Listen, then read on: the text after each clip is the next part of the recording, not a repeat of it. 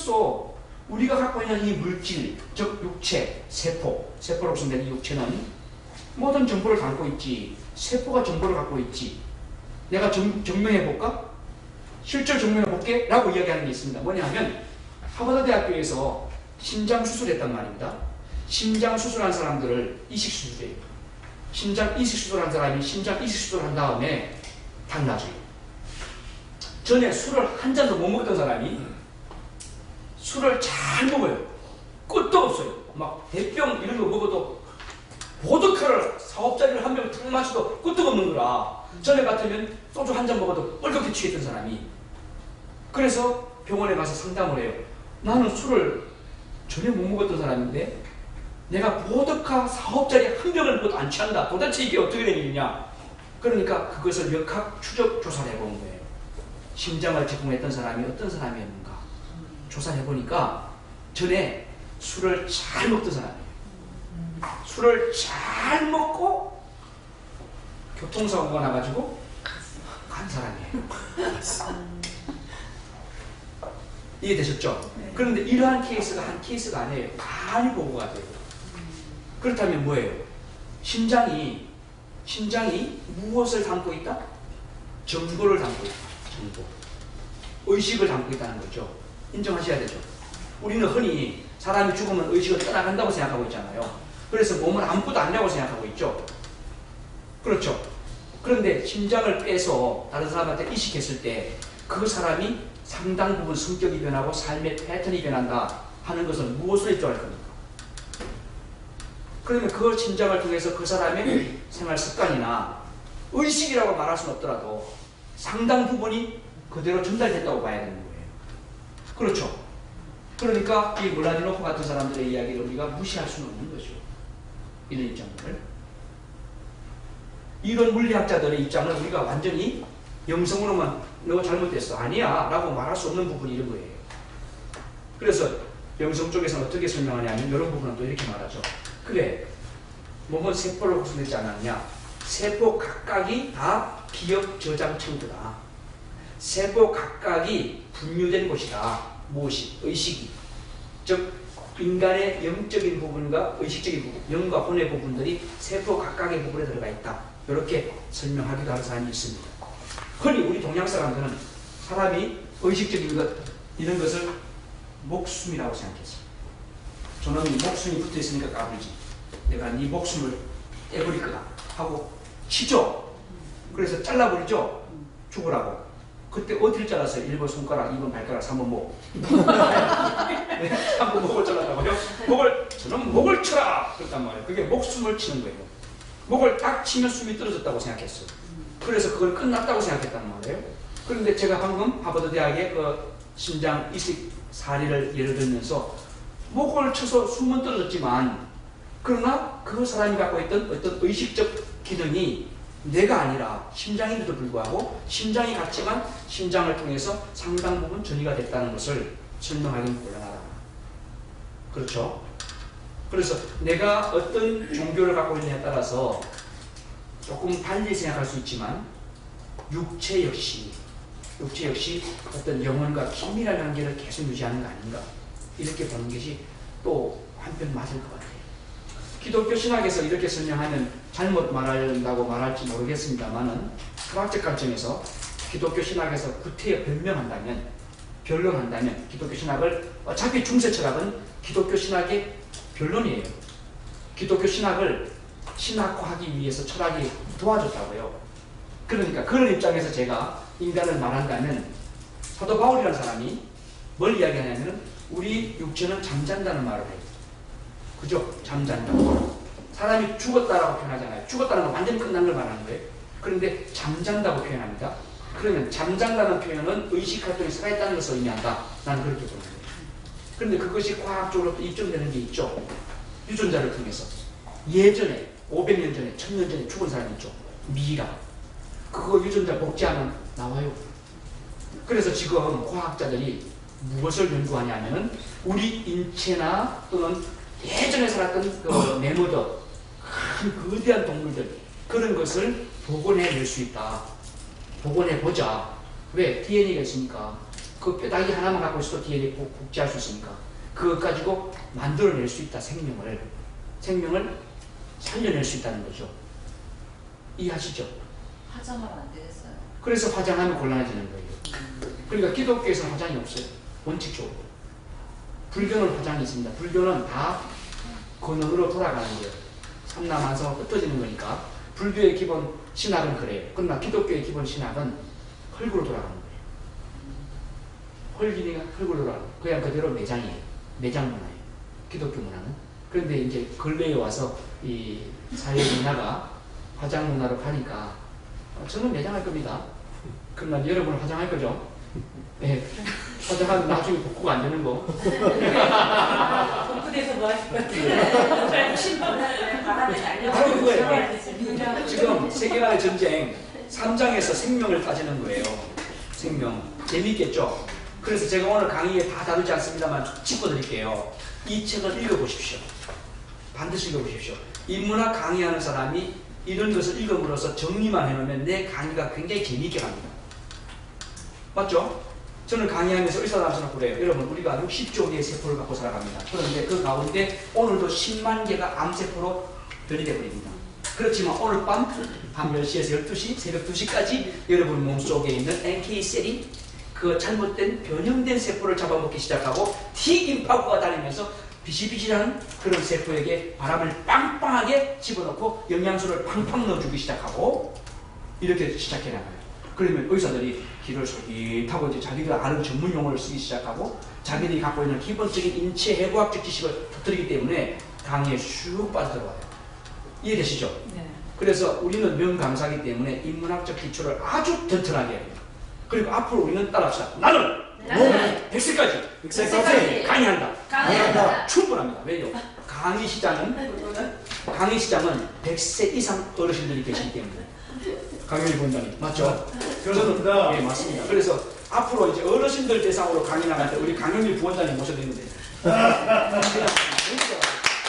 그래서 우리는 어린아이들한테 강의하는 것보다 우리 또래, 우리 선배들, 그러니까 베이비 부모들 또는 베이비 부모 이전 세대, 우리 부모님 세대 그런 분들을 위한 강의 준비를 할 필요가 있고 그러기 위해서는 지금은 벌써 제가 그 한국생활안전협회 거기에서 보니까 서울에서 할 때 제가 가서 특강을 하는데 교장 출신 또 학교 교육청에 뭐 이렇게 과장 또는 부청장 이렇게 교수 출신 이런 분들이에요. 그런 분들을 한 40명 50명 모아놓고 하는데 그분들이 뭐 하냐면은 전국으로 다니면서 전국의 생활안전이나 뭐 지부인가요? 거기 가서 강의하시는 분들이더라고.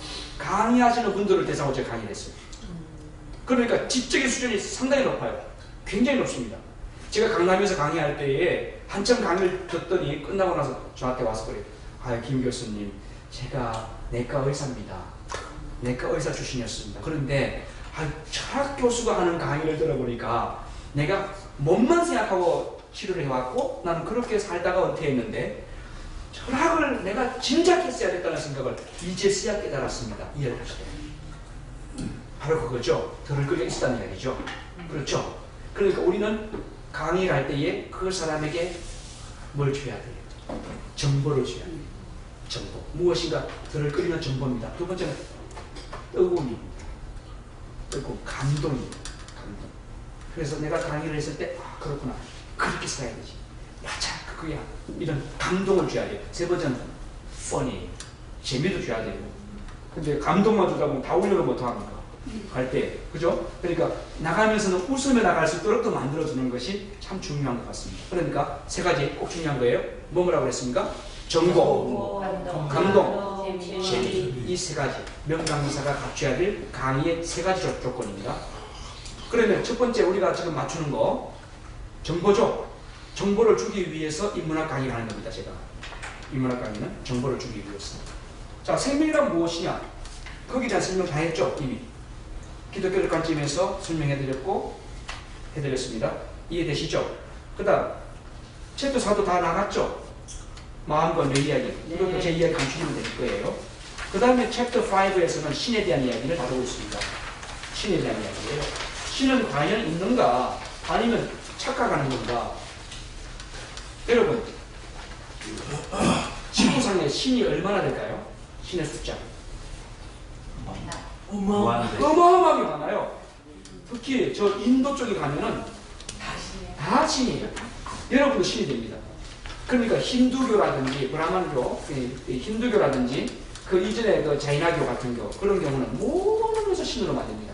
그러니까 거기 가면은 부처 신도 있고 예수 신도 있어요. 나 기독교다 그러면 상관없다 이리 와라 이리 와라 여기 예수 신이다 이래요. 그래요. 그게 인도입니다. 그러니까 완전 잡신이죠. 잡신. 고등 종교에서 말하는 신은 그런 신이 아니죠. 그래서 고등 종교에서 말하는 신은 신의 속성이 달라요. 그 속성 가운데에서 가장 중요한 속성 하나가 있는데 personal relationship이라고 해요. 인간관계성. 그러니까 인격적 존재라는 거죠. personality. 인간성을 인격체로 가지고 와서 대화를 한다는 거예요. 대화를. 그러니까 기독교 신이 대표적으로 퍼스널 갓이라고 해요. 퍼스널 갓. 인격신이라고 하는데 야, 너 이리 와라. 아담아, 너 어디 있냐? 아담 너 뭐 하나? 너 뭐 왜 내가 말하지 않고 따먹었나? 이렇게 대화를 하죠. 모세야, 이리 오너라. 너 네 발에 신발 벗어라. 그러죠. 아브라함아, 네 이름 바꾸라. 이제는 아브라함이라고 해라. 네 와이프 이름 사레라 하지 말고 사라라고 하거라. 이름 바꾸죠. 그렇죠. 이해되셨죠? 그렇게 인간과 계속 끊임없이 소통을 합니다. 이런 신을 퍼스널 갓이라고 하는데 고등 종교에서 말하는 신인데요. 지금 여기서 말하는 그 물론과 초프라의 이야기는 신이라고 하는 것은 정말 있는 것인가 아니면 착각인가 이 문제예요. 그러면 몰라디노프는 어떻게 말할까요? 신은 착각이라고 말하는 거예요. 신도 없어. 우리 인간이 만들어낸 거야. 왜? 불안하니까. 불안하니까. 그 불안감을 해소하기 위해서 어떤 절대자가 있다고 생각을 하고 자꾸 절대자가 있다고 자꾸 말하다 보니까 그 추종자들이 나오게 되고 추종자가 나오다 보니까 그게 이제 의식화되고 그 의식이 나중에 모여가지고 예배가 되고 그러다 보니까 거기에 종교 집단이 됐다 하는 겁니다. 여러분 가운데 신을 만나보신 분 계십니까? 그냥 믿을 뿐이죠. I believe. 그거예요. 난 믿습니다. 이거밖에 없어요. 믿습니다. 나는 보았노라. 이게 없어요. 본 사람 없잖아. 아무도 하나님 본 자는 없다고 그랬어요. 성경에. 그렇죠? 믿음이에요. 그래서 신을 그러니까 초프라 같은 경우는 아니 신은 물질적인 대상이 아닙니까? 이거는 물질로 보여줄 수 있는 대상이 아니다. 따라서 이건 믿음의 대상이니까 그거는 건드리지 말아라 하는 거예요. 신은 계시는데 신이 아포칼립시스 그리스어로 아포칼립시스 그거는 리뷰레이션이라는 거예요. 드러나 보여주는 거예요. 계시해 주는 거예요. 아셨죠? 찾아오는 갑자기 이놈아 이거예요. 이걸 아포칼립시스라고 해요. 내가 가만히 있어요. 난 의식도 하지 않았어요. 원하지도 않았어요. 그런데 갑자기 탁 나다 이거예요. 이걸 아포칼립시스라고 해요. 그러니까 그런 경우만 이해가 되고 그렇지 않은 경우는 모른다. 또는 불신한다. 부인한다. 그렇게 이야기합니다. 그러니까 신이 찾아와 준다. 신이 찾아와서 신을 만난 사람만 신을 알게 되고 깨닫게 된다. 그것을 irresistible grace 저항할 수 없는 은총 루터가 종교개혁할 때 썼던 말입니다. irresistible grace 저항할 수 없는 은총이라는 표현을 쓰는데 바로 그런 겁니다. 신이 우리에게 찾아올 때는 내가 저항하지 못한다. 딱 나타나라. 야 이놈아! 이럴 때 내가 눈이 확 뜨이는 거예요. 쉽게 말하면 바울이라는 분이 담에색으로 내려간다고요. 왜요? 예수쟁이들 다 때려 죽인다고. 입에 거품을 물고 도끼를 풀고 내려가는 중이었어요. 성경 읽어보시는 분들 아시죠? 그때에 갑자기 싸우라 이거 어쩌나 날 비판하는 이 소리 들어요. 그때 누구세요? 눈 딱 떠보니까 앞에 나는 네가 비판하는 예수다 하고 탁 나타나는데 눈에 그냥 확 물어버리죠. 그래서 며칠 동안 못 보죠. 그 다음 안딩이 나왔죠. 네. 자, 그러니까 이 한꺼풀 벗겨냈어요. 핀을 한꺼풀 벗겨내고 나서 보는 거예요. 새로운 세계를. 바로 그런 것을 아포칼립시스라 이렇게 말할 수 있는 건데, 그러니까 영성 쪽에서는 신을 붙여 이야기한다면 초프리 같은 경우는 그렇게 설명하는 거예요. 인간이 의식으로 아는 게 아니고 신이 나타나서 보여준 만큼 안다 하는 개념으로 신이 있다. 있는데 인간이 연구해서 현미경으로 보거나 많은 경우를 보거나 그래서 보는 것은 아닙니다. 신이 난 나다 하고 깨닫게 나타나서 깨닫게 해주는 것으로 신이 있다는 것을 안다. 그러니까 그것은 극히 제한된 사람들에게만 보여지니까 없다고 하는 사람이 많으니까 없다고 하는 거지. 그런 얘기입니다. 여러분, 지구가 사각평평한 그런 상태에 있었다. 그래서 바다를 가다 보면 뚝 떨어져서 지옥으로 빠진다라고 믿었던 때가 있었어요. 그렇죠. 중세 때 계속 그랬어. 중세 때. 그런데 이것이 이제 근세가 되면서 코페르니쿠스적 전환이 되죠. 그게 아니다. 지구는 지동설이다 하는 이야기가 갈릴레오 이야기가 맞다라고 하는 이야기들이에요.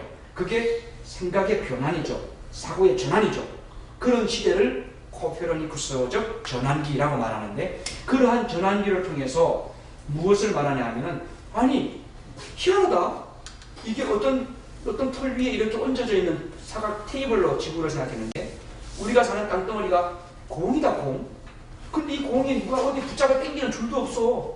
그냥 지 혼자 도는 거야. 공중에 떠가지고. 그런데 희한한 것은 저쪽 밑에 있는 사람은 거꾸로 지금 있는데도 거꾸로 있다는 걸 못 느껴. 그리고 물도 거꾸로 쏟아져야 될 텐데 안 쏟아지고 지금 다 지구 한가운데로 모여가지고 당겨지고 있어. 내가 나무 위에 올라가서 풀쭉 뛰면 우주로 슝 날아가야 될 텐데 오히려 땅으로 뚝 떨어져. 이게 왜 그럴까? 이렇게 생각하기 시작한 건 굉장한 사고의 변환이 이루어진 거죠. 그렇죠? 그러다 보니까 이렇게 파워풀한 지구, 희한한 지구 이해 안 되잖아요. 그렇죠? 이해 안 되는 이 원리가 있다. 그 원리는 신이다 라고 말하는 것이 바로 초플리 같은 사람의 이야기가 되겠습니다. 자, 그러면 이 세계관에 대해서 두 사람이 싸웠어요. 크게 정리해 봅시다. 여기까지. 하나는 물질이 전부다 라고 하는 블라디노포의 입장과 영성이 있다. 인간은 무엇이라고 말할 수는 없지만 인간의 물질 세계를 비욘도하는 넘어서는 어떤 대상이 있다. 그것을 절대자라고 한다. 그래서 그런 것을 관계성을 맺고 그쪽으로 치우치는 것을 영성이라고 한다. 라고 하는 것으로 두 세계로 지금 나누어서 설명을 한 겁니다. 되셨죠? 이 두 가지를 종합하면 플라톤이에요. 플라톤은 바로 이 물질 세계와 영성의 세계 이 두 가지를 종합해서 이야기합니다. 그런데 물질 세계는 악하다. 블라디노포 입장이 아닙니다. 플라톤 입장입니다. 플라톤은 결정적인 실수를 합니다. 물질 세계는 악하다. 왜 악하냐? 물었더니 제가 어젯밤 물어봤어요. 왜 악하냐? 물었더니 이렇게 말합니다. 물질은 시간이 지나면 소멸하지 않잖냐. 맞죠? 스스로 소멸해요. 두 번째, 물질은 어떤 거든 시간이 지나면 사멸하지 않잖냐. 사멸이라고 하는 것은 죽는 거거든요. 맞죠? 나한테 묻더라고. 그러냐 안 그러냐고 그러더라고. 그렇다고 그러죠. 그럼 변하는 거지? 그렇다고. 변한다. 그거 봐라. 변하는 건 가짜다. 그러더라고. 플라톤이. 맞아요. 변하는 건 가짜다. 가짜라는 기준이 없는 참된 것은 영원성을 말하는 거예요. 철학에서. 아셨습니까? 그렇죠. 플라톤 철학자니까요. 예. 그러니까 자, 변하는 것은 가짜다. 그러면 변하는 걸 갖고 진짜라고 우기면 너 사기친 거 아니냐. 그러니까 악한 거야. 이렇게 되더라고. 그걸 내가 말을 못했다니까. 그리고 빠이빠이 하고 저는 여기 왔어요. 오면서 운전대를 잡고 생각해보니까 괘씸한 거예요. 그럼 네가 말하는 게 뭔데? 그러니까 나는 저거야. 뭔데? 영성이 이야기하는 것이야. 라고 저기를 가르치더라고. 플라톤이 가르쳤던 하데스라고 하는 저곳은 이데아의 세계였어요. 이데아의 세계에는 이데아라고 하는 것, 즉 아주 근원적이고 참되고 그리고 불변하는 것, 영원한 것 이런 것이에요. 그것이 있다는 거예요. 그것이 진짜라고 말하는 거예요. 그러면서 여기는 나쁘고 저기가 좋다라고 손가락을 이렇게 가르치고 있어요. 이 사진이 미켈란젤로가 그랬습니까? 그림 플라톤의 사진이 있어요. 여러분 플라톤 그림 쳐다보면 손가락을 이렇게 책을 하나 딱 잡고요. 손가락을 이렇게 걸치고 있어요. 그게 뭐냐면 너희들이 아무리 공부해도 저기를 알아야 돼 이 말이에요. 저기 이데아의 세계를 말합니다. 그 그림의 의미 아셨죠? 네, 바로 그겁니다. 여러분 이 그림 의미 아십니까? 하나 띄워놓고 이야기하셔도 돼요. 강의할 때. 바로 플라톤은 이데아계, 이 세계가 아니라 여러분이 공부하는 세계를 벗어나서 저 세계가 최고다라고 이야기하는 겁니다 하고 그 손가락이 이야기하는 것, 손가락이 지적하는 것을 이야기해 주시죠. 들을 거리가 있습니까 오늘 강의? 네. 많이 넣고 잊어버리세요. 다음 달부터 기억하게. 그러니까 이 몰라디노프가 말하는 모든 신도 역시 빅뱅이 이루어진 이후에 생겨난 인간의 관념적인 거다라는 관점이고, 디페 초프리 같은 경우는 아니야. 원래 신이 있었고 신이 우주를 폭발시킨 거지. 그래서 우주를 만든 거지 라고 하는 관점으로 정리했습니다. 여기까지 정리됐고요. 그 세계관의 사전적인 의미는 제가 브리티니카 백과사전에서 인용한 것을 놓았으니까 참고하시면 되는데, 요지는 그겁니다. 세계관이라고 하는 것은 이렇게 말할 수 있습니다. 월드뷰. 자, 세계를 보는 것이에요. 월드뷰인데 이건 독일어로는 벨트앙샤움입니다. 벨트가 뭐죠? 세계. 앙샤움이 뭐예요? 본다는 거잖아요. 보는 눈, 본다는 거예요. 그러니까 벨트앙샤움이라고 하는 것은 바로 월드뷰를 말하는데, 이것은 세계관이라는 말입니다. 즉 다시 말해서 세계의 존재 근거가 무엇인지, 존재 목적이 무엇인지, 가치가 무엇인지, 어느 방향으로 흘러가는지 내 나름대로 의미를 부여하는 것을 세계관이라고 하는 말이죠. 여러분의 세계관과 저의 세계관 다를 수 있습니다. 유화진 부원장님의 세계관은 이걸 거예요. 명상을 통해서 행복을 추구하고, 명상을 통해서 고민을, 잡념을 없애버리고 인간의 순수함을 찾아보자 하는 것일 줄 몰라요. 그렇죠? 우리 강용일 부원장님의 세계관은 이런 걸 거예요. 행복을 통해서 서로 윈윈해야 된다. 그래서 우리가 서로 너도 최고, 나도 최고, 우리 모두 최고, 이런 세상 만들면 행복한 세상이 될 거다라고 맞죠? 예. 그러니까 제가 강용일 부원장님 앞에 가서 우리 행복하려면 오늘 앞에 있는 빵 드셔야 됩니다, 우유 드셔야 됩니다, 이렇게 하면 별로 안 먹혀요. 근데 최고입니다 하면 그때 박수가 맞더라고요. 바로 그거예요. 컨텍스트를 확실하게 이해하는 것이 세계관에 대한 분석이라는 거죠. 그러면 우리 정인경 부원장님 어떻게 말할까요? 이런 분은 우리 한국의 크리스토퍼 연구소 소장으로 지금 CEO들 대상으로 강의 쫙 진행하고 있어요. CEO들 200만 원, 300만 원 되는 3개월 코스, 그런 프로그램을 딱 보고 있는데, 그렇게 하면서 만나는 분들은 전부 좀 괜찮은 분들이에요.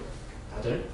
그러니까 경기도 여성단체의 사무국장하고 1,500명 멤버를 쫙 끌고 했던 분 아닙니까? 근데 거기서 만났던 분들에게 무엇을 이야기하려고 했어요? 행복이죠. 아마도 이분의 전공은 커뮤니케이션, 인간관계, 관계성 문제 이런 거란 말이죠. 그러니까 릴레이션십을 통해서 행복을 만들어 간다. 그러니까 우리가 어떤 관계를 형성해야 되고, 어떻게 형성해야 되고, 얼마만큼 형성해야 되는가 하는 것이 주된 관심사일 거예요. 그렇죠? 근데 우리 이훈 목사님 같은 경우는 어떤 거예요? 영성인데, 영성이죠? 아이고 하나님 아이고 주여, 요거예요. 그것만 하면 됩니다. 그거잖아요. 그렇죠? 그게 최고란 말이죠. 자, 세계관이라고 하는 것은 그 사람에 따라서 다르다 그겁니다. 로프맨 우리 박세한 명강사님, 박세한 명강사 같은 경우는 이제 법적으로 따져봐야 됩니다. 이거는 그렇죠? 법적으로 위배된 상황이 어디까지인지 요 문제를 건너뛰면, 요걸만 해결하면 행복해질 수 있습니다. 그런 쪽으로 할 수 있잖아요.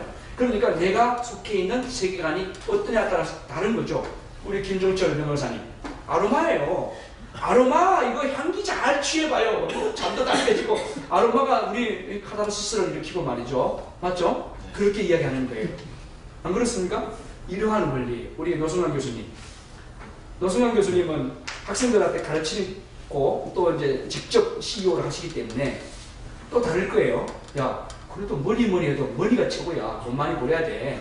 너 열심히 해서 돈 벌어야 막 그런 거 이야기할 거란 말이에요. 예, 그런 쪽 하신 거예요. 우리 정혜수 교수님 어떻게 하겠어요?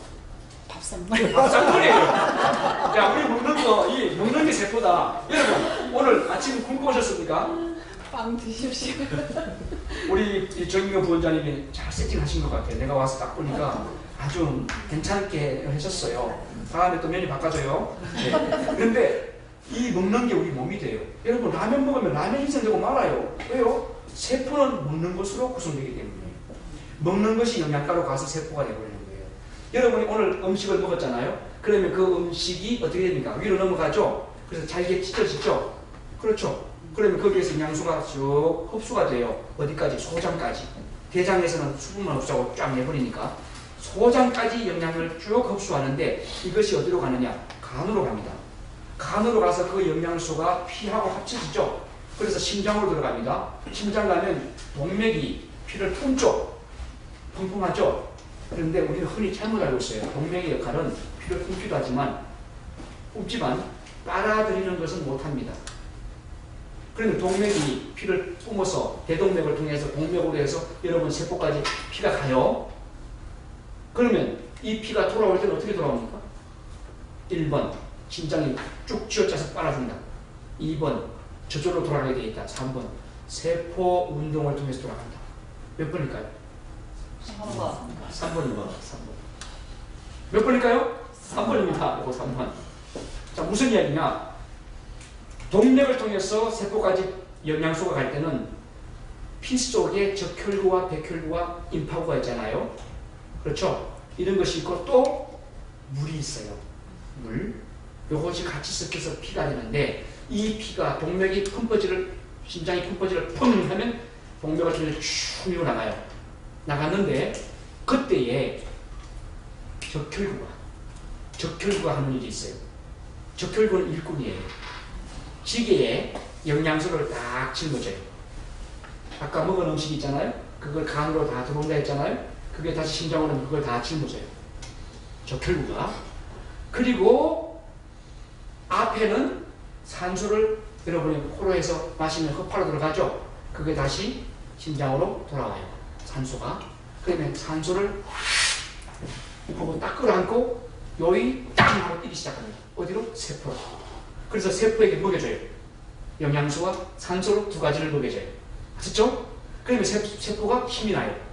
그래서 여러분이 안 먹고 그러면 피곤하잖아요. 깔아지죠? 근데 먹고 나면 힘이 나고 눈이 밝아지죠? 그 원리가 바로 영양소가 같기 때문이에요. 그러면 이 세포가 영양소를 먹으면 반드시 뭐가 생길까요? 찌꺼기가 생기는 거예요. 슬러지가 생기는 거예요. 그 슬러지는 어떻게 처리할까요? 1번 연세대학교 청소부 아주머니가 다 끄집어 간다. 2번 근육 운동을 통해서 피가 다시 정맥을 통해 돌아가면서 없어진다. 몇 번일까요? 2번이에요. 그리고 또 하나가 있어요. 땀을 통해서 배출됩니다. 아깝죠.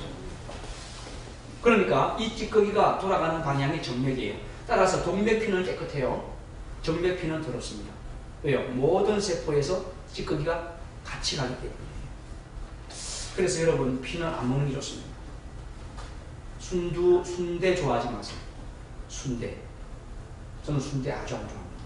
순대는 아주 안 좋은 그런 것을 갖고 있어요.